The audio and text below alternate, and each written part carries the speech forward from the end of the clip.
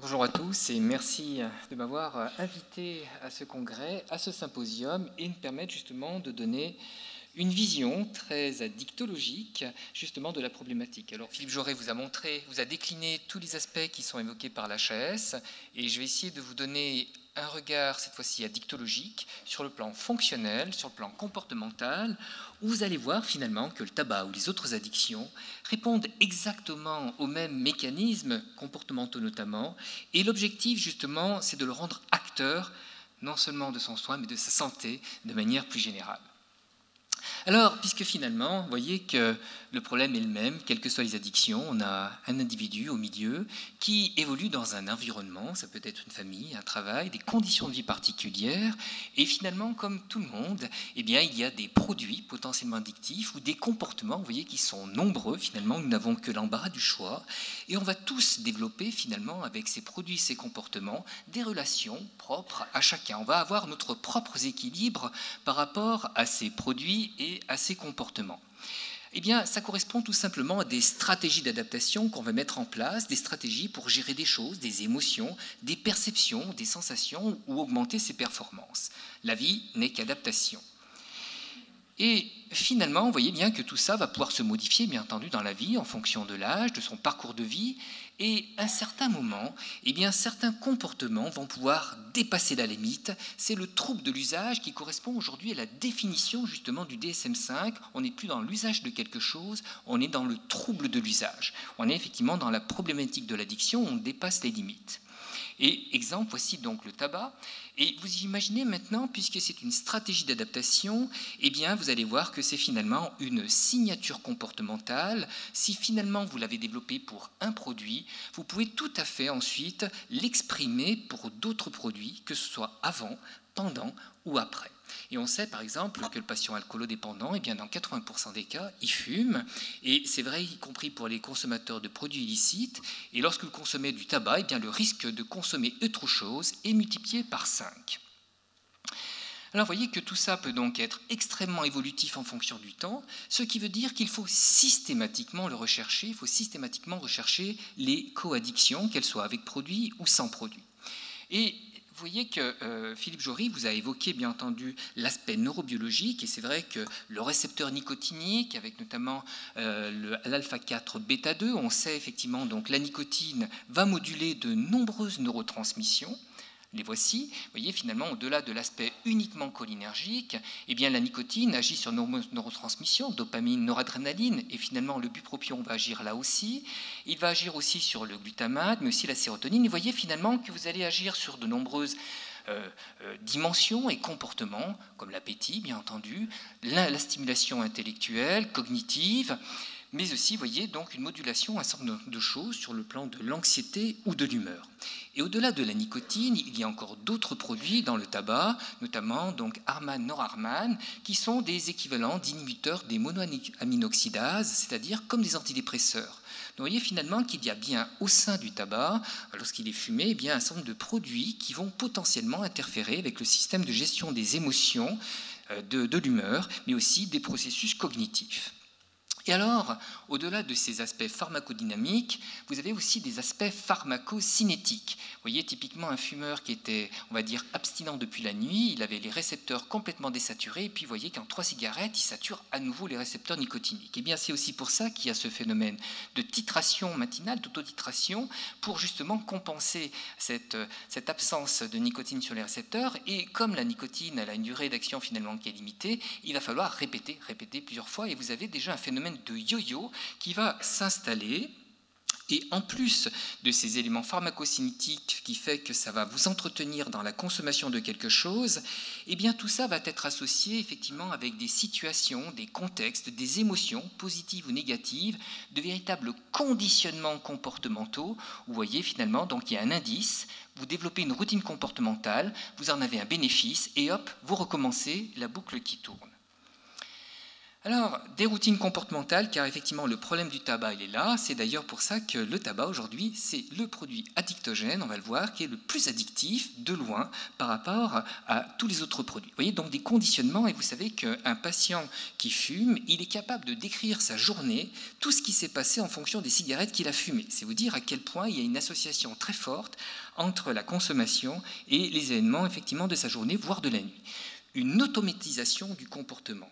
Alors cette automatisation, eh bien, c'est censé être un avantage naturel dans la nature, on le sait que même les animaux y l'ont, ça représente un élément, on va dire, qui optimise le fonctionnement d'un individu, qui permet effectivement d'être plus performant. Sauf que là, cette automatisation, eh bien, vous allez le voir, elle correspond à un comportement addictif, et c'est tout le problème, c'est donc un mauvais comportement, entre guillemets, en tout cas un comportement délétère. Et le problème, vous voyez pourquoi finalement le tabac il est très addictif, c'est qu'en plus on le commence très tôt, c'est donc un conditionnement comportemental très tôt, extrêmement puissant, non seulement répété plusieurs fois dans la journée, mais répété depuis longtemps, depuis l'enfance, puisque vous savez très bien que beaucoup de jeunes commencent à 13 ans, le tabac devient quotidien à 15 ans, vous voyez, donc il y a une routine comportementale qui s'installe extrêmement facilement, puisque c'est un produit qu'on peut consommer quasiment partout. Eh bien, tout ça en plus sur un cerveau en cours de développement où il existe une plasticité synaptique, où on sait que le risque finalement donc, de développer des addictions à ce moment-là est encore plus fort. Notamment, il y a certaines régions du cerveau qui sont beaucoup plus vulnérables, du système limbique, du système de contrôle comportemental préfrontal. On le sait que ce dernier système mature jusqu'à 25 ans. Et donc, oui, donc l'objectif, c'est de bloquer ces comportements, mais attention, il y a un comportement classique sur lequel, vous l'avez compris à travers le schéma initial, où effectivement on peut déplacer un comportement, et aujourd'hui on sait que c'est le produit le plus addictif, et qu'on peut consommer plusieurs fois dans la journée extrêmement facilement, de l'accessibilité est grande, ce sont les aliments. Et vous comprenez pourquoi, finalement, eh bien, lorsqu'on arrête de fumer, eh bien, on peut basculer très facilement sur les aliments. C'est tout simplement un transfert de dépendance qui est hyper classique, quelles que soient les addictions. Alors, ce qui veut dire que dans la caractérisation de votre patient, il va falloir effectivement évaluer tous les aspects qui sont associés à la consommation des cigarettes. Et comme l'a dit Philippe Jory, il est évident que si elles sont consommées dans certaines circonstances, eh bien, ça ne sera pas tout à fait pareil que dans d'autres circonstances ou avec certaines émotions, ce qui veut dire qu'il va falloir, bien entendu, personnaliser justement l'approche thérapeutique en fonction de ce qui a été développé. Et là aussi, quelle modalité proposer ? Eh bien, comme l'a dit Philippe Jory tout à l'heure, on ne s'est pas concerné, vous voyez que c'est complètement complémentaire. Eh bien, il est évident que là aussi, il y a bien entendu, c'est le même objet qu'on vous présente, mais avec une perspective soignant et une perspective usagée, et il est évident qu'à un moment donné, il peut y avoir une divergence de point de vue. Donc il y a le modèle médical où on veut soigner, on veut corriger, et on sait très bien que lorsqu'on veut corriger, eh bien, c'est parfois contre-productif, on augmente les résistances, alors qu'il faut plutôt être dans un modèle de rétablissement, permettre au patient de reprendre la gestion des choses, de sa vie, de sa santé. Et vous voyez, finalement, on s'aperçoit que lorsqu'on veut traiter la cause, eh bien, finalement, on n'a qu'une partie seulement des sujets qui vont être en rémission. Lorsqu'on donne la possibilité au patient d'être acteur de sa prise en charge, eh bien, on va mobiliser ses ressources, on augmente les chances, finalement, d'améliorer le soin. Alors, pour montrer comment être acteur de sa prise en charge, je vais montrer l'exemple de ce petit, vous voyez, parce que finalement, lorsqu'on veut mettre en place un nouveau comportement, c'est comme un petit qui ne sait pas manger, et vous voyez qu'il a un trouble de l'usage. Alors, il a besoin de manger, hein, parce que, de la même façon que lorsqu'on consomme un produit dans l'addiction, on est bien dans un système d'adaptation, excusez-moi, pour subvenir à une envie, à un besoin. Et alors, quelle possibilité on peut faire ? On peut l'empêcher de manger, mais ça ne va pas durer très longtemps, on est bien d'accord. L'autre possibilité, comme il en met de partout, il n'est pas très propre, ce petit gamin, on peut le passer à la machine à laver, pas l'enfant, hein, le linge. Et évidemment, donc, avec différents programmes, alors bien entendu, comme il ne sait pas, donc on va lui donner un linge propre, mais comme il ne sait toujours pas manger, il va passer à la machine encore une fois, et ainsi de suite, et ainsi de suite, et ainsi de suite. Quelle va être la bonne stratégie ? C'est lui apprendre à manger proprement. Et bien finalement, vous allez bien voir que mettre en place une nouvelle stratégie de comportement, ça ne peut pas se faire comme ça du jour au lendemain. Ça nécessite effectivement de mobiliser les ressources, un changement au long cours pour éviter les rechutes qui doivent s'anticiper. Il faut donc permettre de comprendre, décomposer les choses. C'est ça que les aspects d'entretien motivationnel, voire de thérapie comportementale sont extrêmement importants. Et bien entendu, vous voyez, des félicitations et de la patience, car il faut absolument valoriser, bien entendu, tous les efforts qui sont faits par le patient pour continuer ce cercle vertueux. Alors, on l'a évoqué, les stades de Prochaska et Di-Clement, et voyez qu'il existe différents stades, je ne vais donc pas vous les décrire, bien entendu, puisqu'on voit bien qu'en fonction de la situation où se situe le patient, il est évident qu'il ne sera pas disposé de la même façon pour s'engager dans un processus de réduction ou d'arrêt. Dans tous les cas, il existe des outils, comme ça a été évoqué, l'entretien motivationnel, voire l'éducation thérapeutique, qui peuvent effectivement donc aider le patient à changer de stade. Et voyez que finalement, dans la gestion des dimensions qui sont affectées, lorsqu'on développe un comportement addictif, quel qu'il soit, vous entraînez des perturbations effectivement de différents neurocircuits qui sont impliqués dans le contrôle comportemental.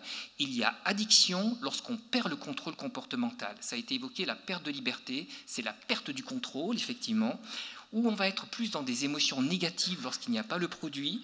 On affecte y compris les systèmes du plaisir qui sont les systèmes de la motivation. Et finalement, lorsqu'un patient qui a une addiction, il n'a pas de motivation, c'est tout simplement parce que le système motivationnel est détourné au profit du produit. Et puis, bien entendu, les habitudes, les routines qui sont extrêmement augmentées chez ces patients, et tout ça étant conditionné. Et il faut y ajouter, bien entendu, des aspects très importants, comme le fait qu'il va minimiser le risque, il dit que finalement ça ne concerne pas lui mais plutôt les autres, une difficulté à se projeter dans le futur, une faible croyance par rapport aux bénéfices et une surestimation par rapport aux difficultés d'arrêt. Alors, tout ça, il faut pouvoir l'évaluer, bien entendu, pour pouvoir définir les objectifs thérapeutiques. Évaluer le craving, aujourd'hui le craving, on sait que c'est l'élément majeur, c'est le moteur comportemental, c'est-à-dire l'envie ou le besoin de consommer. Le besoin, lorsqu'on a besoin de quelque chose, eh bien c'est comme dans une relation d'amour, c'est quelqu'un qui vous manque, vous voyez, ben c'est exactement donc le même esprit. Eh bien il faut caractériser cette force relationnelle qu'il y a entre le sujet et le produit, savoir à quel moment elle survient pour pouvoir donc agir dessus, et c'est là que les approches thérapeutiques pharmacologiques peuvent être utiles, mais pas uniquement. On peut évaluer bien entendu les autres aspects que tu as évoqués, toutes les conséquences en termes d'humeur, d'anxiété, le rythme jour-nuit. Nos patients ont très souvent des troubles du sommeil ou des altérations effectivement des rythmes biologiques, et restabiliser ces rythmes sont des éléments extrêmement importants. Bien entendu, toutes les conséquences, les troubles co-récurrents doivent être systématiquement recherchés, notamment les comorbidités psychiatriques qui sont fréquentes. On sait que dans les populations psychiatriques, la consommation de tabac est hyper fréquente, et bien entendu, toutes les autres addictions, qu'elles soient avec produit ou sans produit.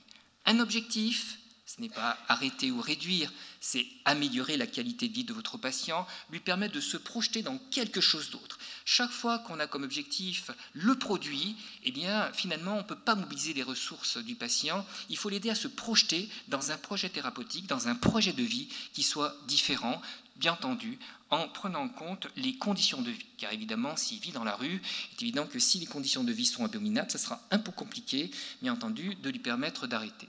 Alors, au final, quelles modalités? Eh bien, je ne vais pas les décrire, mais comme l'a évoqué Philippe Jory, il est évident qu'aujourd'hui, eh bien, il faut savoir utiliser la palette, bien entendu, de l'offre thérapeutique qui va, bien entendu, de la réduction des risques des dommages à l'abstinence, et que plusieurs chemins peuvent arriver à ce même but, et qu'il va falloir s'adapter aux patients, bien entendu. C'est un objectif thérapeutique qui est partagé, qui est personnalisé, l'objectif étant de restaurer des comportements de santé.